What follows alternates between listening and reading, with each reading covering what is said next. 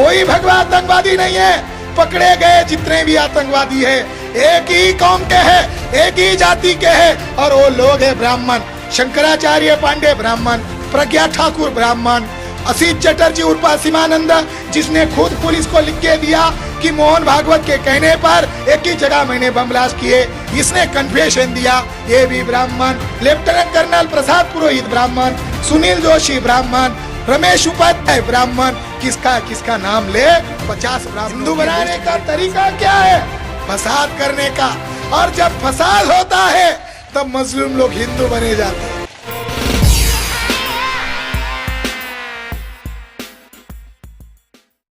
मुसलमान निशाना नहीं है। इस देश के मुसलमान लोगों और माइनॉरिटी लोगों, इस देश के ब्राह्मणों का दिमाग आपको समझना होगा। उसके पास वोट नहीं है, उसको वोट चाहिए। एससी एसटी ओबीसी मजलूम है, वो हिंदू बनने के लिए तैयार नहीं। उन्हें हिंदू बनाना पड़ता है। तो हिंदू कब बनता है? जब फसाद होता है। हिंदू बनाने का तरीका क्या है? फसाद करने का। और जब फसाद होता है तब मजलूम लोग हिंदू बने जाते हैं। पंडित नेहरू ने देखा फसाद की जड़ को पैदा करना होगा, तब पंडित जवाहरलाल नेहरू ने फैजाबाद जिले का जो कलेक्टर था, उसका नाम के नैयर था, उसको बुलाया और उसको गुप्त प्लान बताया। और 23 दिसंबर 1949 के रात के 1 बजे पंडित जवाहरलाल नेहरू ने, जिसको हमारे मुस्लिम लोग सेकुलर मिजाज का कहते हैं, आपको शायद भ्रम है और भ्रम को दूर करना चाहिए। ये सबसे बड़ा शैतान आदमी था, ये सबसे बड़ा कम्युनल आदमी था। इसने 23 दिसंबर 1949 के रात को 1 बजे राम की मूर्ति बाबरी मस्जिद के अंदर बिठवाई।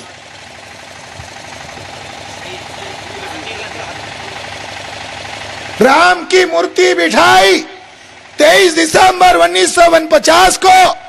उसको पता था कि देश में संविधान लागू होने वाला है जल्द, इसके पहले समस्या को निर्माण करो।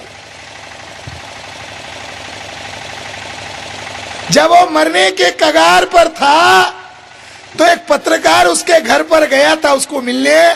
उसने बड़ी बायोग्राफी में ये बात लिखी हुई है, अपने चरित्र में लिखी है कि नेहरू जी के घर से धुआं बाहर निकल रहा था।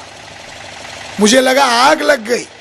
अंदर जाके देखा तो पंडित जी की बहन, पंडित जी की एकलौती लड़की और दर्जनों नहीं हजारों पंडित बैठे कर यज्ञ कर रहे थे।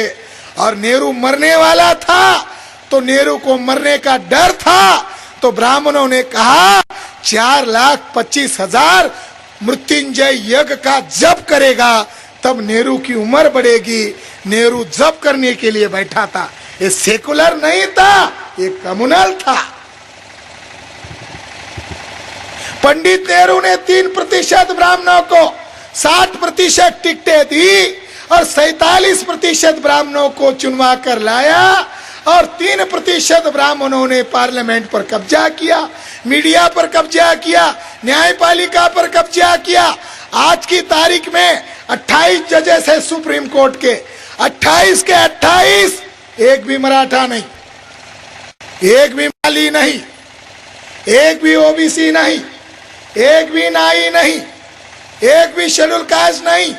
एक कर्नल नाम का केवल हाईकोर्ट का जज था और उसने 7 भ्रष्टाचारी ब्राह्मण जजेस को कहा तुम्हें मैं अभी जेल में सड़ाऊंगा, दिखाता हूं संविधान की ताकत।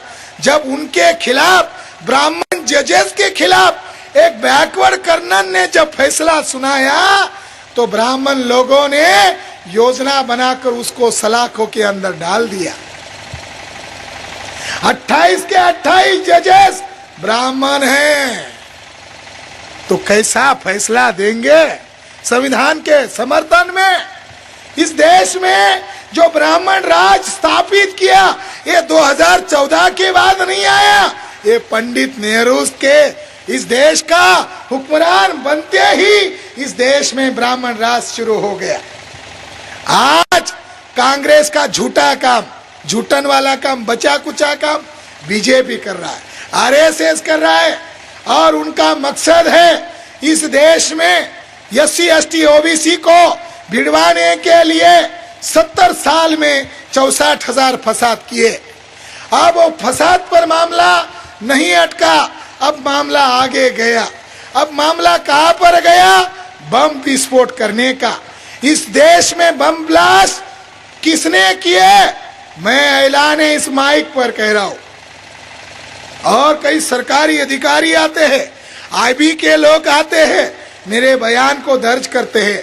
हम अभी 22 अक्टूबर को अकोला में ये जो लेफ्टिनेंट कर्नल प्रसाद पुरोहित है, इसने 2008 में फरीदाबाद में गुप्त मीटिंग में कहा था, we will fight the constitution, will fight the nation, this nation is not ours. ये मोदी भागवत कहते हैं हिंदू राष्ट्र बनाना है, हिंदुस्तान बनाना है, हिंदू राष्ट्र की स्थापना करनी है। जिसको उन्होंने रिहा किया गुप्त मीटिंग में, करकरे ने 48 वीडियो और ऑडियो को उनके लैपटॉप से जब्त किया था। एक बाबा राम रहीम पकड़ा गया तो चर्चा हुई। शंकराचार्य पांडे के बारे में उसी समय बातें लीक हुई थी, ये बम ब्लास्ट करने में शामिल था। इसके पास कोई भक्त के रूप में कोई औरत जाती थी, दरवाजा बंद करके उसके ऊपर रेप करता था, और रेप भी नहीं करता था, उसका वीडियो शूटिंग करता था। लैपटॉप में मिला। एक कर्नल पुरोहित ने कहा, ये आतंकवादी ब्राह्मण केवल मुसलमान के दुश्मन नहीं है, इस संविधान के दुश्मन है, इस मुल्क के दुश्मन है। उसने गुप्त मीटिंग में ऐलान किया। क्या ऐलान किया? ये मुल्क ब्राह्मणों का नहीं है।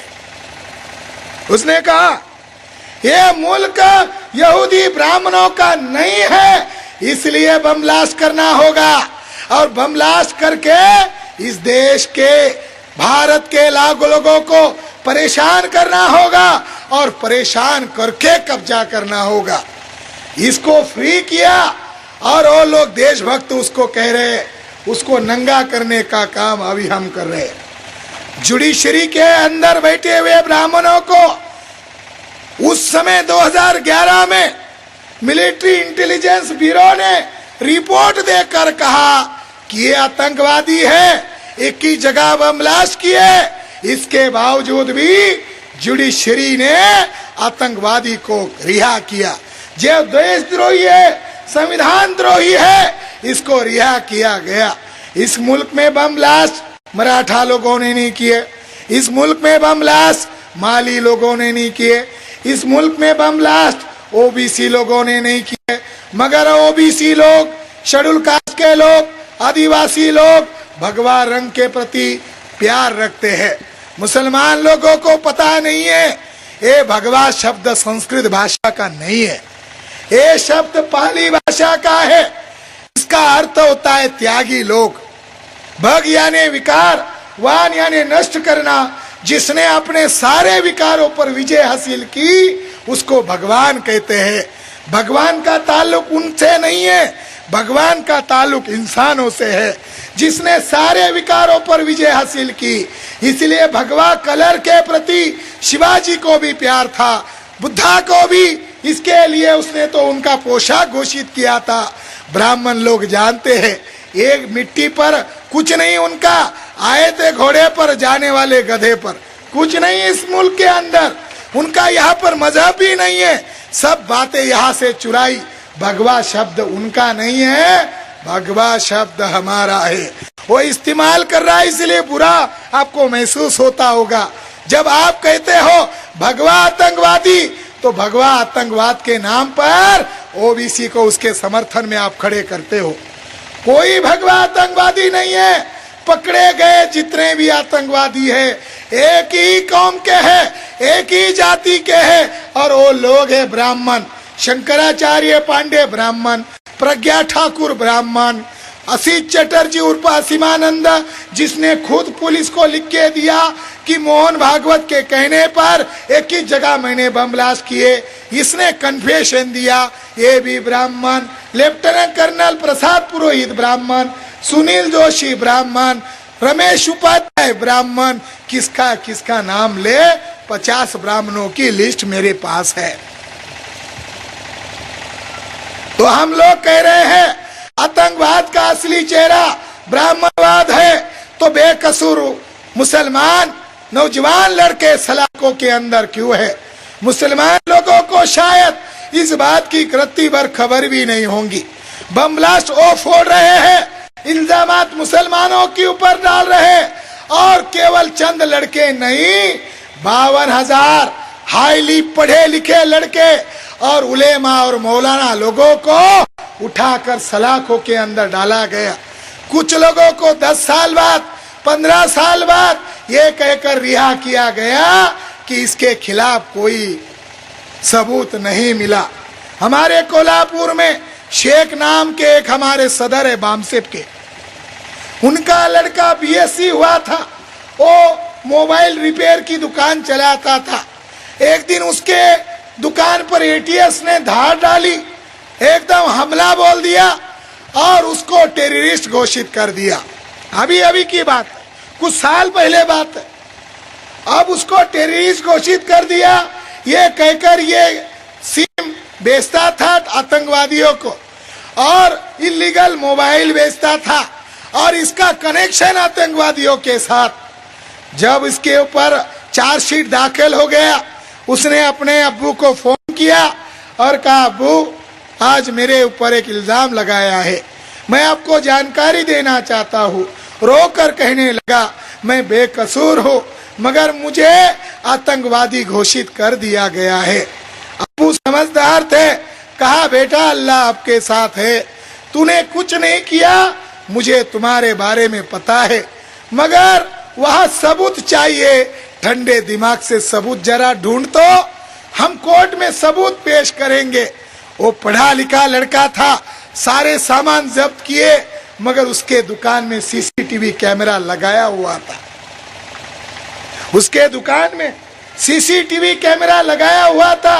उस सीसीटीवी कैमरे की जो मेमोरी होती है वो अलग होती है। सब चीज लेके गए, मेमोरी महफूज थी, सबूत सारा दस्तावेज क्या हो रहा था, रिकॉर्ड हो गया था। फिर उसकी कैसेट बनाई, कोर्ट में पेश की। जब मैंने खुद वो वीडियो देखा, मुसलमान आतंकवादी नहीं होता है, उसे आतंकवादी बनाया जाता है। कैसे बनाया जाता है ये मिसाल दे रहा हूँ। कोई औरत खाना पकाती है तो हर दाने को चेक नहीं करती, अगर चावल पक रहा है तो एक ही को देख लेती है और मान लेती है खाना पक गया। एक ही मिसाल है आतंकवादी कैसे बनाया जाता है, यानी झूठ मूठ का आतंकवादी है नहीं। सारे लोगों ने उसको घेर लिया, उसको गाली देना शुरू किया, बहुत परेशान किया, उसको कुछ समझ में नहीं आया ये क्या हो रहा है, एटीएस वाले लोग क्यों आए। फिर एक आदमी मोटा सा आगे बढ़, उसके मेज के सामने, टेबल के सामने इधर उधर घूम रहा है, टेलीफोन पर बात कर रहा है। 5-10 मिनट हो जाते हैं, ऊपर के जेब में से 5 मोबाइल हाथ में लेता है, दोनों जेब में से 5-5, 6-6 मोबाइल हाथ में लेता है, दोनों पीछे के जेब से मोबाइल निकालता है, और इन शर्ट कई सारे मोबाइल हो तो उसको निकालता है। ऐसे 20-25 मोबाइल होते हैं, और उस लड़के को दिखा कर कहते हैं, देख तेरे यहाँ ये मोबाइल मिले। मोबाइल कहां से है, वीडियो बता रहा है। जब ये सबूत पेश किया तो जज भी परेशान हो गया कि इसको तो टेररिस्ट घोषित किया था। अखबार वालों ने तफ्तीश के पहले, इस देश का मीडिया कितना बिकाऊ है, एकदम टेररिस्ट। फिर न्यायपालिका किस लिए, जांच एजेंसियां किस लिए है? ये जालिम लोग आपको और नहीं हमारे लोगों का इस्तेमाल करने के लिए मुसलमानों के खिलाफ माहौल कर रहे हैं। जब ये वीडियो पेश किया तो जज भी उन्हीं का था, और उसने उनके प्रति रहम किया, उस बच्चे और मुसलमानों के प्रति रहम नहीं किया जो बेकसूर था। फैसला देते हुए कहा इसको बाइज्जत रिहा करते हैं, मगर उन्होंने डिमांड किया हमारा बच्चा बेकसूर था, हमारा बच्चा अगर आप आतंकवादी घोषित करते, आप क्या, हम उसको सूली पर चढ़ाते। वो बेकसूर है और उसको फंसाया जिन अधिकारियों ने, आप उसके ऊपर चार्जशीट दाखिल करो। जज मेहरबान ने कहा वो लोग अंशतः दोषी है। बड़ा अजब न्याय। औरंगाबाद में बेग नाम का लड़का है, उसकी केस हम बामसेब के द्वारा चला रहे। उसको 2 बार एटीएस वाले बॉम्बे उठाकर लेके गए, उसके साथ बदसलूकी की गई। जब वो वापस आया, बाहर घूमना फिरना बंद कर दिया। जर्नलिस्ट लड़का 38 साल का, एक दिन भाई काम धाम के लिए बाहर गया, अपनी घर की महिलाएं कई बाहर गई थी, बच्चे स्कूल गए थे, 2 नन्हे नन्हे बच्चे थे, बीवी थी, भाई थे, भाभी थे, अंदर से दरवाजा बंद कर दिया और फैन को रस्सी बांधकर मर गया। ये हुआ। साथियों, हमारे लोगों के साथ जुल्म हो रहा है, इतना जुल्म हो रहा है। 52,000 बेकसूर लड़कों की वकालत करने के लिए हमने राष्ट्रीय मुस्लिम मोर्चा बनाया। वो बेकसूर है, वो कहना पड़ेगा और लोगों के अंदर बेदारी पैदा करनी होगी। इस मौके पर हजरत अली साहब की बात को आपको याद दिलाता हूं। हजरत अली साहब ने 2 बातें कही थी। हे मोमिन, हे मुसलमानों, जितनी देर से जगोगे उतनी ज्यादा कुर्बानी देनी पड़ेगी। और आगे फरमाया था, जो कौम जुल्म के खिलाफ आवाज नहीं उठाती, वो कौम लाशें उठाती है। अब आपको और इन मजलूम लोगों को एक होना पड़ेगा। उन्हें हिंदू कहना बंद करो। और हम ऐलान कर रहे, केवल मीटिंगे में नहीं कह रहे, जलसों में कह रहे। और 22 तारीख तक आपको मौका है। आज यहां से मैं ऐलान करके जा रहा हूं, कोई भी हमें एक हिंदू ला कर दो और 1 करोड़ इनाम उस जलसे में पाओ। कोई भी हमें एक हिंदू लाओ। शायद आपको मैंने जो बातें कही समझ में नहीं आई होगी। मिसाल देता हूं, नागपुर में एक हजरात ने, एक जनाब ने दुकान खोला। दुकान का नाम रखा हिंदू जनरल स्टोर। दुकान के मालिक का नाम था मोहन भागवत। दुकान का नाम रखा हिंदू किराना की दुकान और दुकान के मालिक का नाम मोहन भागवत। तो एक शख्स वहां से गुजर रहा था, कल परसों से घर वाले कह रहे थे सामान ला सामान ला, वो बहाना कर रहा था। अब उसको लगा आज लेकर नहीं गया तो खैर नहीं, तो दुकानदार के पास गया और दुकानदार को कहा, भागवत जी मुझे 10 किलो हिंदू दो। उसने क्या कहा, भागवत जी मुझे 10 किलो हिंदू दो। तो भागवत ने कहा सुना ही नहीं दिया।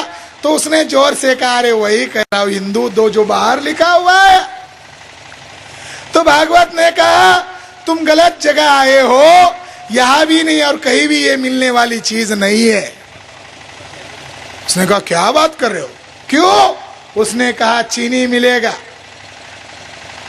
चावल मिलेगा, अनाज मिलेगा, साबुन चाहिए बढ़िया बढ़िया किस्म की साबुन मिलेगी, ठंडा मिलेगा, सिगरेट पीते हो तो सिगरेट मिलेगा, सब कुछ मिलेगा, मगर हिंदू कोई चीज नहीं मिलती। साथियों, उस जनरल स्टोर में हिंदू वैसी चीज नहीं मिलती। उसी तरह हमारे समाज में कोई हिंदू नहीं मिलता। मराठा मिलता है, माली मिलता है, लोहार मिलता है, सुतार मिलता है, कुम्हार मिलता है, नाई मिलता है, चमार मिलता है, भंगी मिलता है, मातंग मिलता है। कितने कितने के नाम लूं, हमको 10 बजे तक पाबंदी है, बोलना पड़ेगा 10 बजे तक। जैसा कोई हिंदू नहीं मिलता, ये 6000 जातियों के टुकड़े में तकसीम किए हुए लोग हैं। इन्हें आप हिंदू मत कहो, इन्हें गले लगाओ। अब के अल्लाह ताला की आपको आदेश है, जालिमों को जालिम कहो, जालिमों के खिलाफ ताकत पैदा करो, जालिमों के खिलाफ बोलो, जालिमों के समर्थन में नहीं, मजलूमों के समर्थन में खड़े हो जाओ। All India Muslim personal law board ने उस बात पर यकीन किया और जितने में मजलूम तबकात है उनको दावत दिया, कहा आप हमारे दुश्मन नहीं है, वैसे हम भी आपके दुश्मन नहीं है, आपके और हमारे एक दुश्मन है। और जिनकी आबादी इस मुल्क में 3% है, आप भी रोते हो, हम भी रोते हैं, सबकी पिटाई हो रही है, आप अपनी ढपली बजा रहे हो, हम हमारे राग आलाप रहे, क्यों ना हम एक हो जाए। जब एक हो जाएंगे तो इस देश के आप हुक्मरान हो जाओगे। आज मांगना पड़ रहा है, मराठों को तक मांगना पड़ रहा है। लाखों के मोर्चे निकालने के बावजूद खोले भाई को शूद्र कहा, तब लाखों के मोर्चे निकालने वाले मराठा सोचने लगे, अरे लाखों के मोर्चे निकालने के बावजूद हमारी औकात शूद्र कैसे? सोचना होगा, इतिहाद करना होगा, इसके लिए एक होना होगा, इसके लिए बेदारी करनी होगी। और इसके लिए मुसलमानों को डरने की कोई जरूरत नहीं है। बाम से आपके साथ है, भारत मुक्ति मोर्चा आपके साथ है। हमें उनके सर्टिफिकेट की जरूरत नहीं है, बल्कि उन लोगों को हमारे सर्टिफिकेट की जरूरत है, वो विदेशी है। और विदेशी लोगों को इस देश के मूल निवासी लोगों पर, इस देश के असली बाशिंदे लोगों पर ताना देने की जरूरत नहीं है। बस भारी संख्या में मजलूमों को साथ में लेकर अकोला चलो की मैं दावत देता हूँ। आपने मेरी बात सुनी, इसके लिए मैं आपका शुक्रगुजार करता हूँ। इसलिए ज्यादा शुक्रगुजार करते हो कि आप बारिश के सामने डरे नहीं, यहूदियों के सामने क्या डरोगे। और मैं मौलाना को दावत देता हूँ कि वो दुआ की दरख्वास्त करे। और जो बर्मा में जो हुआ, ये बर्मा में इसमें इस्राएली लोग शामिल है, इसमें यहूदी लोग शामिल है, और उससे ज्यादा इसमें मोहन भागवत और नरेंद्र मोदी, योगी आदित्यनाथ भी शामिल है। 7 अगस्त के दिन म्यांमार में योगी आदित्यनाथ गया था, विवेकानंद फाउंडेशन का वह सम्मेलन करने गया था। आप जरा समझो कि यहूदी लोग वह तंजीमें बना रहे हैं, और इतना ही नहीं, भिक्खू के रूप में भी ब्राह्मण घुस गए हैं। वो लोग चेहरा अलग दिखा रहे हैं मगर वही है। और इसके अंदर 7 सितंबर को नरेंद्र मोदी वहां गया था। अब नरेंद्र मोदी को उन्होंने यहूदी घोषित कर दिया। अब हम क्या कहे?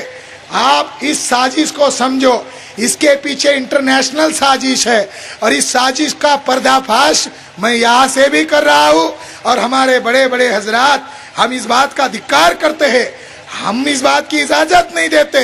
इंसानियत का नाम इस्लाम है, इंसानियत का नाम बुद्धिज्म और सिखिज्म है। वो लोग जालिम लोग हैं, कुछ और नाटक चल रहा है, और इस नाटक के पीछे ब्राह्मण भी शामिल है। हम इस बात का पुरजोर से विरोध करते हैं।